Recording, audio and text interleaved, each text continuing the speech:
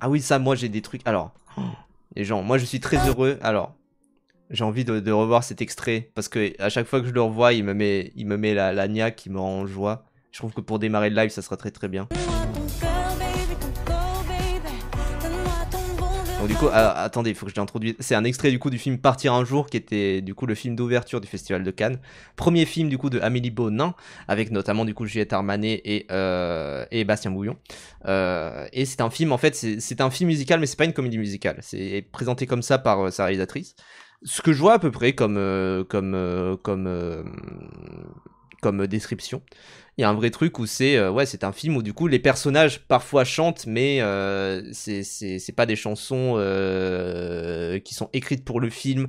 C'est des chansons qui sont en fait des chansons populaires qui sont retravaillées du coup dans le contexte du film, chantées par les acteurs directement en live à chaque fois. C'est tout du live, donc c'est vraiment du coup mais par contre voilà, ça chante, ça danse, enfin voilà, ça c'est une comédie musicale. Et moi j'aime beaucoup les comédies musicales. Du coup, je suis allé le voir, j'ai adoré. Et notamment, il y a une scène qui est la scène centrale du film, dans cette patinoire, qui est vraiment une scène qui est super bien faite en plus, où il se passe ceci.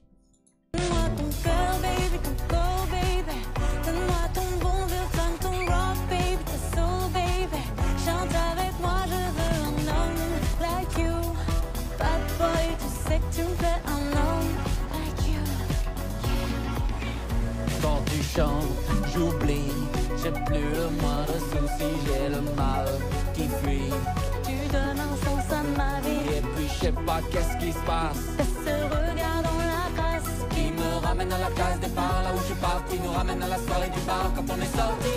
Et c'est cette même complicité qui s'installe quand on est sur la scène et qu'on brille sous la même étoile. quand ta voix croise la mienne. Que j'ai ta soul dans mes veines, que mon vibe coule dans les tiennes. Femme t'es belle, quand tu chantes t'es sexy, flash sur elle, miss my baby. Voilà, alors. On va se calmer un petit peu parce qu'il y a plein de gens, je vois plein de gens dans le chat qui disent c'est joué comme un clip de youtubeur, des fois ça marche pas quand même dans le film, des trucs du genre. Moi je trouve que le film il marche très bien tout du long, moi c'est un film que je défendrai jusqu'à ma mort je pense, parce que je trouve que c'est un super film et je l'ai vraiment aimé. Et il y a des gens en mode ouais voilà, sketch studio bagel, des trucs du genre. Faut se calmer un petit peu, c'est à dire qu'il y a quand même moi je trouve qu'il y a une vraie mise en scène. Là c'est dommage parce qu'on peut pas voir la mise en scène vu que c'est en vertical, c'est-à-dire qu'on ne voit pas et des fois en fait ça se déplace dans le truc, etc. Ça ok. Il y a peut-être voilà, il y a des gens qui disent on dirait la pub de la Maïf, tout ça, ça va. Mais en tout cas, moi je trouve que il y a un vrai truc où il y a une sorte d'aversion à la comédie musicale de la part de plein de gens, et où les gens trouvent ça ridicule juste de voir des gens chanter, danser sous l'émotion. En plus, dans le contexte du film, quand cette scène-là elle arrive, c'est très important, c'est vraiment comment dire, c'est vraiment un truc où ça arrive d'un coup. T'es surpris en fait par cette reprise là de Camaro, et moi je trouve qu'il y a des moments dans le film qui sont absolument, mais il y a un moment j'ai quasiment chialé. C'était un moment où en fait il y avait François Rollin qui coupe des patates tout en chantant Moi je veux mourir sur scène de Dalida.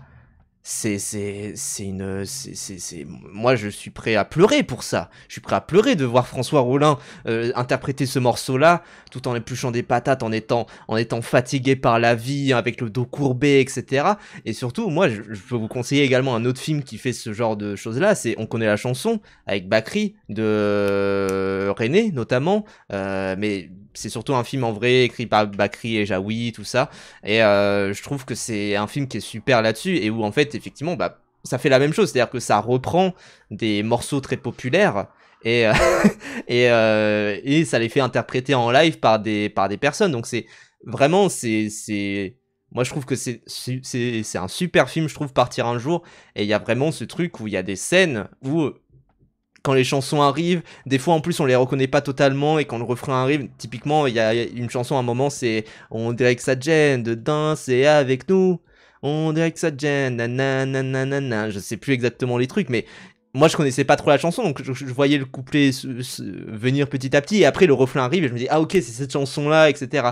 Ça joue énormément en fait avec notre imaginaire, et je trouve que c'est assez malin de la part de Partir un jour de reprendre des tubes même des années 2000, des chansons très populaires, des paroles tout en modifiant un petit peu ce qui se passe pour s'adapter à l'action.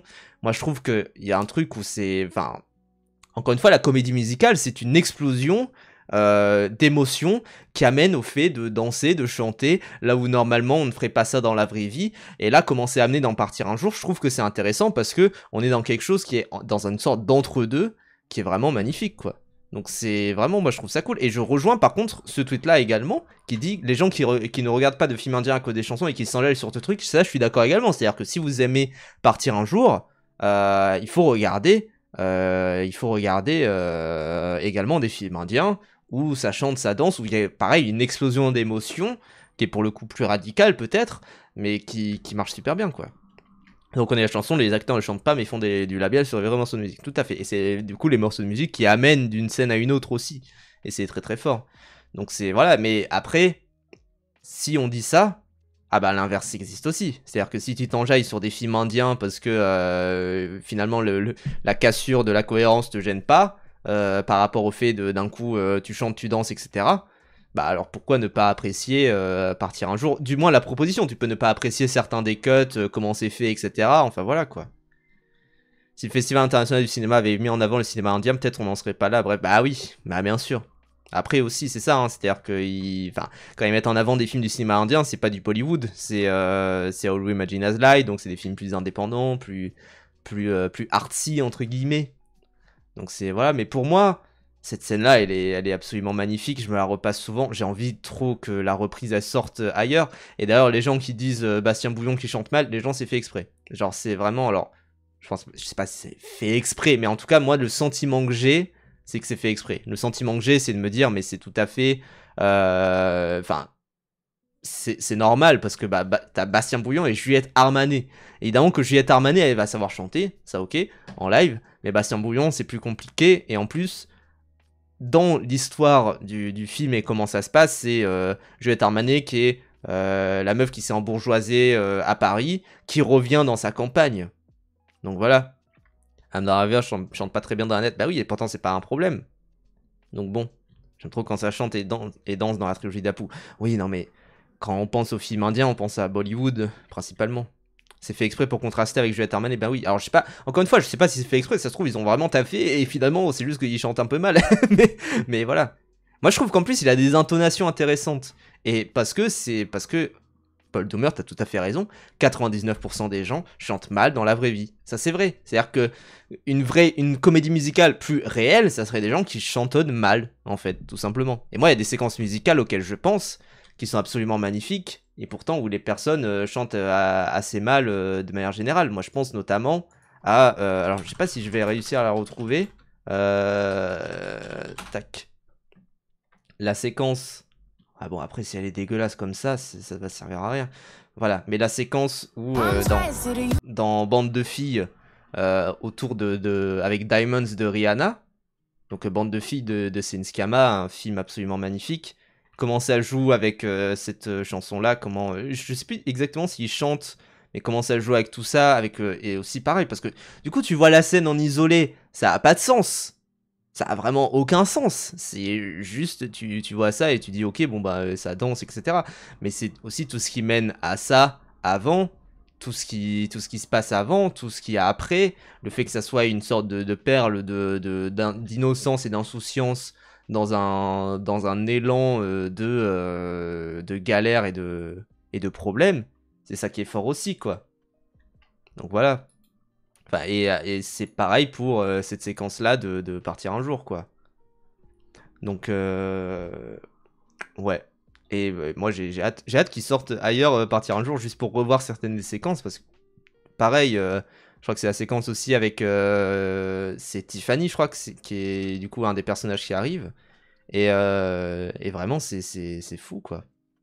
C'est trop bien, et il y a des petites séquences, c'est pareil, genre... Parfois les chansons c'est juste genre une dizaine de phrases, mais comment elles te donnent une émotion et aussi comment elles te donnent une sorte de focus. Parce que c'est ça le truc en fait, c'est qu'une chanson, c'est censé être, comme c'est quelque chose qui est un peu galère à organiser, qui est un peu chiant à faire, et qui est censé être un peu plus spectaculaire, bah ça donne une sensation de là il y a du travail, donc là je suis censé être plus attentif à ce qui se passe. Et typiquement cette chanson-là, quand elle arrive, c'est les flammes qui sont en train de se revigorer, et quand il y a la chanson autour de Tiffany, je sais plus si c'est Tiffany exactement, je vais regarder, je vais regarder qui c'est, mais je crois que c'est Tiffany, je suis pas sûr. Tac. Nathalie, je suis complètement con. C'est Nathalie. Quand il y a Nathalie qui arrive dans le film et qu'il y a une chanson sur elle, je vais pas spoiler dans quel cadre la chanson est donnée, etc. Parce que justement c'est la surprise. Que tu as la chanson sur elle, du coup t'es surpris, t'es pris au dépourvu et tu dis ok là je suis censé lock-in sur ce qu'elle est en train de me dire quoi. Et en même temps sur sa performance. Quand les gamines chantent Je respecte R de Damso dans Zombie Child de Bonello en disant le N-word, elles sont blanches, c'est It's Big. Bah oui, bien sûr, parce qu'il y a ce côté-là où à chaque fois qu'il y a une chanson qui est mise diégétiquement quelque part, et où il y a quelqu'un qui la chante, enfin c'est magnifique quoi. Et moi je trouve qu'il y a un vrai truc où je sais qu'il y a une take en ce moment de dire oui, les chansons dans les films c'est nul, il faut les enlever. Je suis à peu près d'accord avec ça dans le sens où je trouve qu'il y a plein de films où il y a des chansons qui servent à rien, il y a des chansons qui font un peu trop pansement et où c'est juste, enfin, pourquoi c'est là, pourquoi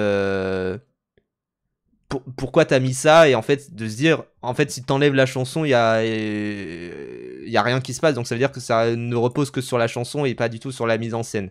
Je vois à peu près l'argument. Le truc c'est que pour moi il y a des séquences qui sont vraiment faites pour avoir une chanson, et particulièrement des chansons populaires, des chansons où il y a une histoire qu'il y a derrière, où il y a quelque chose où il y a même des références là-dessus.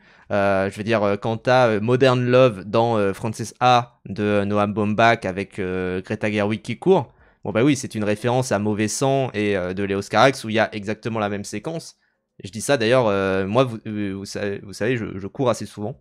Et là, j'ai couru ce matin. Et je me suis dit, tiens, je vais changer. Parce qu'à la base, j'ai Testament 2 de Roth. C'est la musique qui démarre chacun de mes footings. Et là, je me suis dit, tiens, je vais changer. Je vais mettre Modern Love. Parce que c'est une musique qui passe parfois. Et en fait, bah, voilà. Ça me fait penser à la scène de Mauvais Sang. Et du coup, je cours avec ça. Et du coup, là, j'ai couru avec ça. Bon. C'était très bien. Même si, en fait, la musique, elle est assez cadencée. Avec un BPM assez spécifique. Qui est peut-être légèrement trop haut, donc pour démarrer une course c'est un petit peu compliqué, mais ouais quoi, enfin globalement à chaque fois, et je trouve en particulier d'ailleurs les reprises de chansons populaires, quand elles sont faites bien, quand elles sont faites avec des artistes où il y a du sens en fait, qu'il y ait une chanson très populaire là-dessus, je trouve qu'il y a quelque chose qui se passe quoi, clairement. Donc c'est pour ça, pour moi, il y a ce côté, enfin, là ça citait Zombie Child de Bonello avec Je respecte R de Damso, Leto également, enfin Diamonds dans Bande de filles également. À chaque fois, le fait que ça soit ces chansons-là et pas certaines autres, ça a un sens, et je trouve que dans Partir un jour, ça a un sens également. Pourquoi c'est cette chanson-là? Pourquoi c'est cette chanson-là de Camaro dans Partir un jour? Bah ça, c'est normal en fait que ce soit celle-ci, parce que c'est la chanson ringarde par excellence entre guillemets, mais où t'as un certain attachement pour celle-ci, et bah du coup c'est tout à fait normal que ce soit celle-là.